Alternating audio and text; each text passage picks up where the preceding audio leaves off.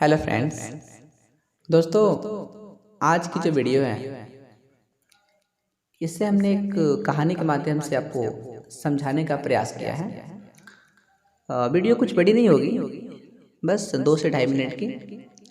अगर आप इस 2 से ढाई मिनट अच्छे तरीके से यहाँ बने रहते हैं और ध्यान से सुनते हैं तो हम आशा नहीं बल्कि पूरे विश्वास के साथ कह सकते हैं कि आपको बहुत कुछ सीखने को मिल सकता है। गाइस, हम लोग बहुत बार क्या करते हैं कि कोई भी कार्य करने से पहले 10 लोगों की राय लेते हैं, जबकि हमें अक्सर लोग गलत राय दे जाते हैं और हम उनके राय पर अमल करके अपने काम को खराब कर लेते हैं। इसी का उदाहरण आपको इस कहानी में मिलने वाला है। तो आइए गाइस, हम अपनी कहानी पे आगे बढ़ते हैं।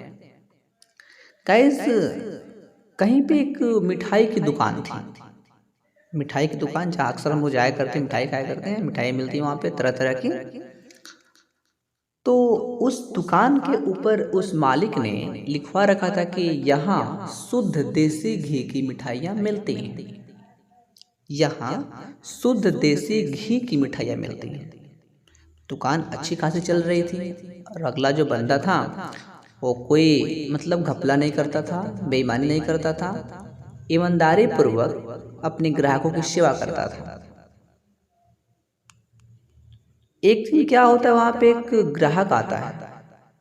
बोर्ड लिखा पड़ता है कि हाँ, यहाँ शुद्ध देसी घी की मिठाइयाँ मिलती हैं। वो क्या करता है, दुकानदार को यानी कि दुकान के मालिक को बुलाता है। आप पूछता है, भैया आपने लिखवा रखा है कि यहाँ शुद्ध देसी घी की मिठाई मिलती हैं, आप कोई नकली मिठाई भी बेचते हो क्या?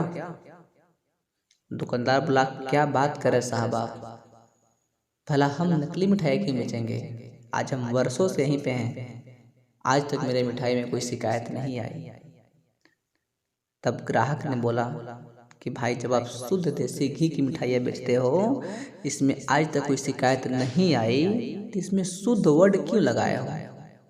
केवल लिखवा दो कि हमारे यहाँ देसी घी की मिठाइयाँ बिकती हैं, काफ़ी है।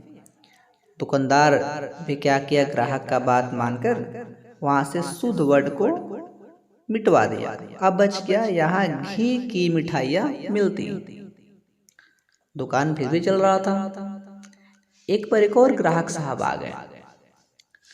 उन्होंने पूछा कि मतलब पहले जैसे फर्स्ट कस्टमर ने उन्हें बुलाया था अपने पास, इन्होंने बुलाया और पूछा कि भाई साहब, क्या आप रिफाइन और डालडा की मिठाई बेचते हो? क्या आप घी के अलावा और किसी ऑयल में और किसी तेल में तल कर मिठाइयाँ बेचते हो? दुकानदार ने कहा, नहीं साहब, हम तो केवल घी का ही मिठाई बेचते हैं, जो शुद्ध घी का मिठाई बेचते हैं हम लोग, ताकि किसी भी ग्राहक को, किसी भी व्यक्ति को कोई नुकसान ना पहुंचे।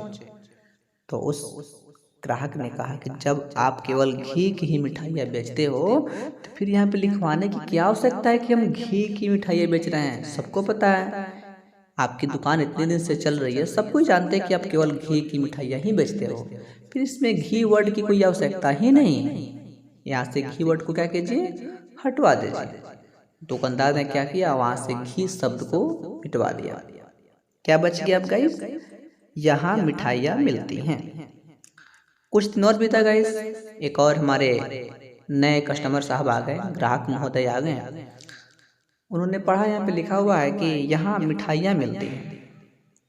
उन्होंने भी सेम काम किया, दुकानदार को बुलाया और पूछा कि भाई साहब, आप मिठाइयाँ के अलावा और कुछ भी बेचते हो क्या? वगैरह खाना, मांसाहारी, शाकाहारी, भूजा वगैरह वगैरह, चिल्ली, चाउमीन, बर्गर, पिज्जा और कुछ भी बेचते हो आप कि केवल मिठाई ही बेचते हो?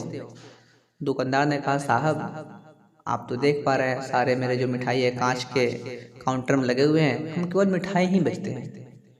तो जो ग्राहक था उसने बोला कि जब आप केवल मिठाई ही बेचते हो तो यहाँ पे लिखवाने की क्या आवश्यकता है कि यहाँ मिठाइयाँ मिलती हैं?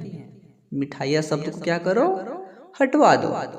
दुकानदार क्या किया, मिठाई शब्द को वहां से मिटवा दिया। अब क्या बच गया गाइस, यहाँ मिलती हैं। अगले दिन ग्राहक आया, बोला भाई साहब यहाँ पे क्या मिलती है? दुकानदार थोड़ा सा मतलब इरिटेट हो गया था, चिड़चिड़ा हो गया था। बोला कि भाई साहब मिठाई की दुकान है, मिठाई मिलेगी और क्या मिलेगी यहाँ पे। तो ग्राहक ने कहा कि जब यहाँ मिठाई मिलती है फिर यहाँ पे तुमने लिखा है यहाँ मिलती है, क्या मिलती है गाइस? बहुत चीज मिलती है ना, जो तुम दे रहे हो उसे स्पष्ट भाषा में लिखो ना कि यहाँ मिठाइयाँ मिलती हैं। अब दुकानदार क्या हुआ, पूरा गुस्से से लाल पीला हो गया गाइस। उसने क्या किया, उस बोर्ड को वहां से हटाया और वहाँ पे एक नया वर्ड लिख दिया बड़े बड़े अक्षरों में। वह वर्ड था राय चंदों से सावधान। गाइस, यह छोटी सी कहानी हमें क्या सीख देती है कि हमें किसी का भी बात सुनने से पहले, मानने से पहले खुद उस पर डिसीजन लेना चाहिए कि अगला जो कह रहा है वह कितना सही है और कितना गलत है। अगर ऐसे ही हम ऐरे गैरों की बात मानने लगे तो आने वाले दिन में हम बस किसी भीड़ का हिस्सा बनकर रह जाएंगे, हम कुछ अलग नहीं कर पाएंगे। अगर अलग करना है गाइस तो अलग सोचिए, सबसे हटकर सोचिए, सबसे राय लेना बंद कीजिए, इतने युग बनिए कि आपसे लोग राय लें। गाइस, तो इस कहानी में इतना